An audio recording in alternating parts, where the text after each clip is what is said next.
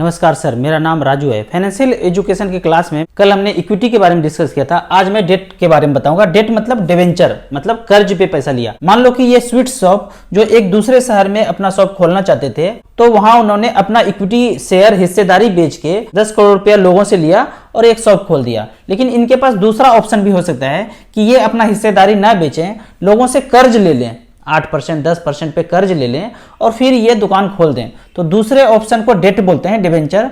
तो मान लो कि 10 करोड़ रुपया लोगों से लिया 10% पे और इन्होंने ये दुकान खोल दिया। अब जब दुकान खोल दिया तो जिन्होंने कर्ज दिया है वो इससे ये नहीं पूछें कि आपने कितना प्रॉफिट किया, आपको क्या लॉस हुआ, फ्यूचर में आपका क्या क्या प्लान है। ये सब क्वेश्चन पूछने का हक नहीं है। उनको मात्र 10% हर साल ब्याज मिलेगा, बस इसके ही हकदार हैं। पर शहर के लोग जो इनको पैसा दे रहे हैं उनको कहेंगे कि ये तो बहुत ज्यादा कमा रहे हैं, तो इनके पास जाएंगे, बोलेंगे कि भाई मुझे अपने बिजनेस में हिस्सेदार बना दो, मैं ये कर्ज नहीं देना चाहता हूं। तो ये जिनका ज्यादा बिजनेस चल रहा है तो बोलेंगे नहीं, मुझे अपना हिस्सेदारी नहीं बेचना है, कर्ज देना है तो दो, नहीं तो मत दो। तो इस तरह से बार्गेनिंग चलता है। अगर इनको लगता है कि फ्यूचर में ये ज्यादा ग्रो करेंगे तो ये अपना हिस्सेदारी कभी नहीं बेचेंगे। और दूसरी तरफ दूसरा हिस्सेदार जो है वो हमेशा चाहेंगे कि इनके इक्विटी शेयर में हम हिस्सेदार बन जाएं ताकि फ्यूचर में उनको ज्यादा बेनिफिट हो। तो इसी को बोलते हैं इक्विटी, इसी को बोलते हैं डेट। कुछ कंपनी इक्विटी बेच के पैसा एक्वायर करते हैं और अपने बिजनेस को एक्सपेंड करते हैं, और कुछ कंपनी डेट कर्ज लेके अपने बिजनेस को एक्सपेंड करते हैं। एक उदाहरण से हम समझते हैं।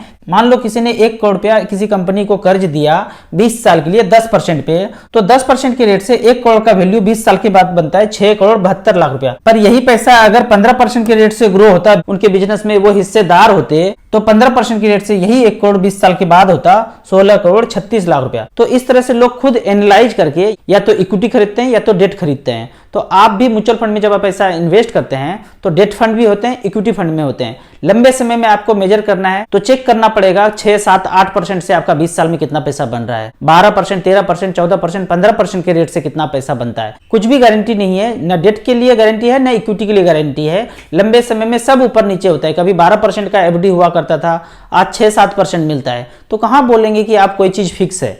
लेकिन आप वाइजली कैलकुलेट करेंगे तो पता चलेगा इक्विटी लंबे समय में सबको बीट किया है, सबसे ज्यादा रिटर्न इक्विटी ने दिया है। आपको म्यूचुअल फंड के बारे में और कुछ जानना है तो मेरे नंबर 9929641265 पे मुझे व्हाट्सअप कर सकते हैं। मैं एक फाइनेंशियल एडवाइजर हूं। आपको मुझसे जुड़ना है तो लिंक में जाके म्यूचुअल फंड का अकाउंट ओपन करेंगे। एक बार आपका अकाउंट ओपन हो जाए तो आप मुझसे पूछ सकते हैं कि किस किस फंड में 500,000 से आपको शुरुआत करना चाहिए। जब आपका नॉलेज कॉन्फिडेंस बढ़ जाए फिर आप यहाँ पे ज़्यादा पैसा इन्वेस्ट करने का सोच सकते हैं। वीडियो अच्छा लगे तो आप अपने व्हाट्सएप ग्रुप में जरूर शेयर करें। Thank you so much.